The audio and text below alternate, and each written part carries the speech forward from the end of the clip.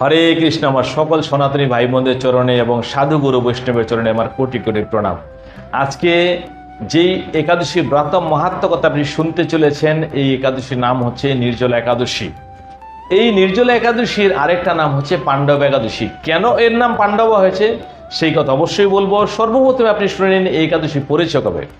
জ্যৈষ্ঠ মাসের শুক্লপক্ষে এই একাদশী পড়েছে 23শে জ্যৈষ্ঠ বাংলা, অর্থাৎ আগামী শনিবার, এবং ইংরেজি হচ্ছে আপনার 7ই জুন। পালনা হচ্ছে আপনার পরের দিন 7:12 মধ্যে। এই একাদশীর দিন অবশ্যই আপনাকে শ্রীহরির পূজন করতে হবে। এই একাদশীর দিন আপনি কোনো রকম ভোজন করতে পারবেন না।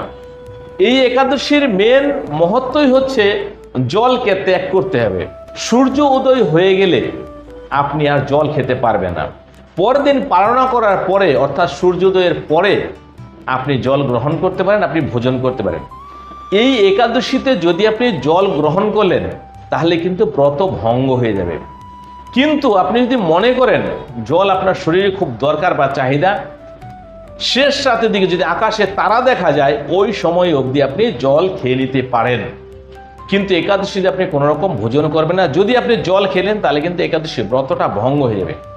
এই একাদশী যারা পালন করেন, এই নির্জলা একাদশীর ব্রত মাহাত্ম্য কথা এতটুকু গভীর এবং এত মহত্বপূর্ণ। যদি কোনো ব্যক্তি প্রথম এই একাদশী আজকে করবেন তাহলে আপনি ঠিক 1 বছর পরে আবার যখন নির্জলা একাদশী আসবে তখন আপনি বুঝতে পারবেন যে গোবিন্দর কৃপা সেই 1 বছর আপনাকে কোথা থেকে কোথায় পৌঁছে দিয়েছে। আপনি নিজেকে চিনতে পারবেন না ভালো মতো যে গোবিন্দ কিভাবে আপনাকে কৃপা করলো। কিন্তু এই দিন আপনাকে সম দম কামনা বাসনা এই সমস্ত কিছুকে বশ করে, এই সমস্ত কিছুকে ত্যাগ করে একমাত্র শ্রীহরির চিন্তায় থাকতে হবে এবং হরি গুণগান, হরি কীর্তন, শ্রীমদ্ ভাগবত পাঠ বা ভগবত তত্ত্ব, ভাগবত কথা এই সমস্ত কিছু শুনুন। রাত্রে জাগরণ করতে পারেন। এই দিনে আপনি দ্বিধাহীনভাবে আপনি অন্ন, বস্ত্র, সোনা, আপনি জলের পাত্র বা কলস এই সমস্ত কিছু দান করতে পারেন, গোদান করতে পারেন।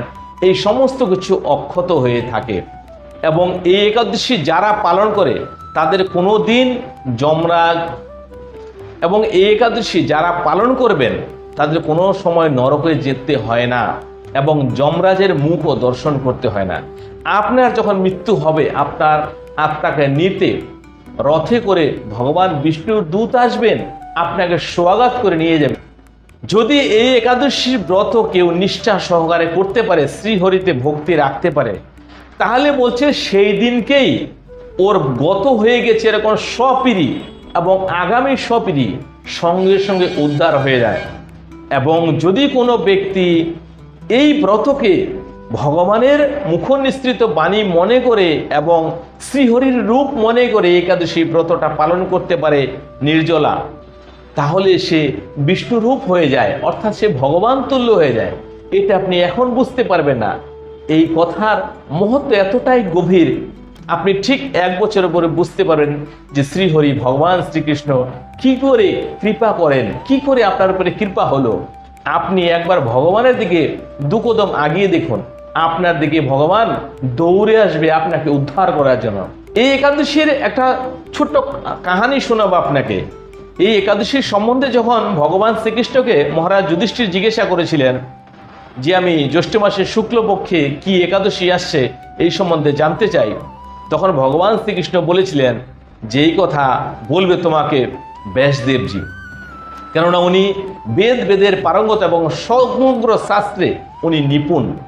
সমস্ত কিছু জ্ঞান ওনার কাছে আছেন সঠিকভাবে। তুমি ওনার কাছ থেকে কথা শোনো।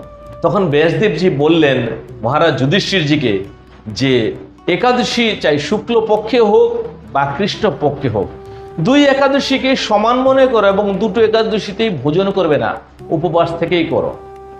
এই কথা শুনে ভীমসেন উত্তর করলেন ব্যাসদেবজিকে যে আমি তো না খেয়ে থাকতেই পারি না, আমার পেটের ভিতরে বৃক নামক একটা অগ্নি প্রজ্বলিত হয়েই থাকে, আমার খিদে মেটে না, এবং যতক্ষণ পর্যন্ত আমি পেট পুরে না খাই ততক্ষণ অবধি আমি থাকতে পারি না।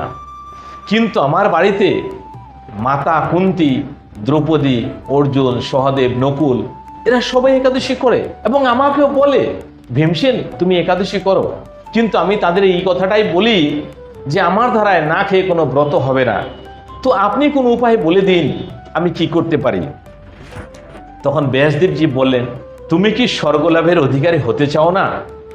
তুমি কি যমরাজের মুখ দর্শন করতে চাও?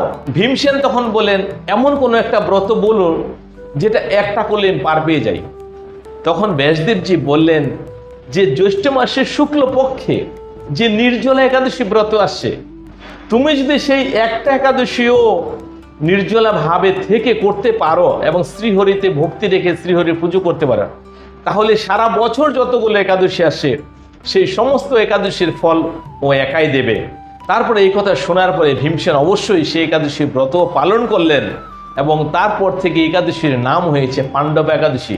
কারণ পঞ্চভাই পাণ্ডব এরও একাদশী পালন করেন এবং মাতা কুন্তী এবং দ্রৌপদীও একাদশী অবশ্যই পালন করে। তবে এই একাদশী ব্রত মাহাত্ম্য কথা যারা শোনে তাদের জন্য একটা সবচেয়ে সুখবর হলো এই একাদশীর ব্রত পালন যদি নাও করতে পারেন কেউ, তাহলে একাদশী ব্রত মাহাত্ম্য কথা যদি একাদশী দিন শুনতে পারেন, যদি কোনো সময় চতুর্দশী যুক্ত অমাবস্যা হয় এবং সেদিন সূর্যগ্রহণ হয়, আর সেদিনকে যদি কোনো ব্যক্তি শ্রাদ্ধ করে, ওই শ্রাদ্ধ করনেওয়ালা পুরুষ বা ব্যক্তি যেই পুণ্য ফল লাভের অধিকারী হয়, ওই পুণ্য ফল লাভ হয়ে যায় শুধুমাত্র এই একাদশীর ব্রত মাহাত্ম্য কথা শুনে। এই একাদশীর দিন যত পারেন আপনি দান করুন এবং ভগবানের চরণে ধ্যান করুন। এই একাদশীর দিনে যদি আপনি রাতও জাগেন তাহলে বলছে প্রতি প্রহরে প্রহরে অশ্বমেধ যজ্ঞের সমান পুণ্য ফল লাভ করা হয়। তাহলে এই একাদশী ব্রত যারা পালন করে তাদের নরকে যাওয়ার বা যমরাজকে দর্শন করার কোনো প্রশ্নই ওঠে না। এই একাদশী যারা করে তারা মৃত্যুর পরে অবশ্যই ভগবান শ্রী বিষ্ণুর দূত দ্বারা তারা রথে করে বিষ্ণু লেগেই স্থান পাবেন এবং এই একাদশী পালনে মানুষ থেকে মানুষ আর থাকে না, মানুষ নারায়ণে বা ভগবান বিষ্ণুতে পরিণত হয়ে যায়।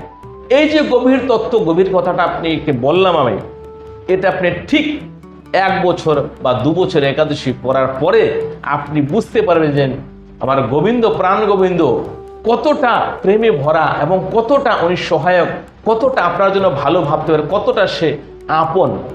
আজকে এখানে আপনার কাছে অনুমতি চাইছি, পরের দিন আসবো কোনো একটা অন্য টপিক নিয়ে। যদি এই সনাতনী চ্যানেলে প্রথমবার হন এবং আমার মুখটা আপনি প্রথমবার দর্শন করছেন, তাহলে অবশ্যই চ্যানেলটাকে সাবস্ক্রাইব করে সনাতনী ভাই বোনদের মধ্যে শেয়ার করবেন। কথাগুলো ভালো লাগলে একটা কমেন্ট করবেন। হরে কৃষ্ণ, হরে কৃষ্ণ, হরে কৃষ্ণ।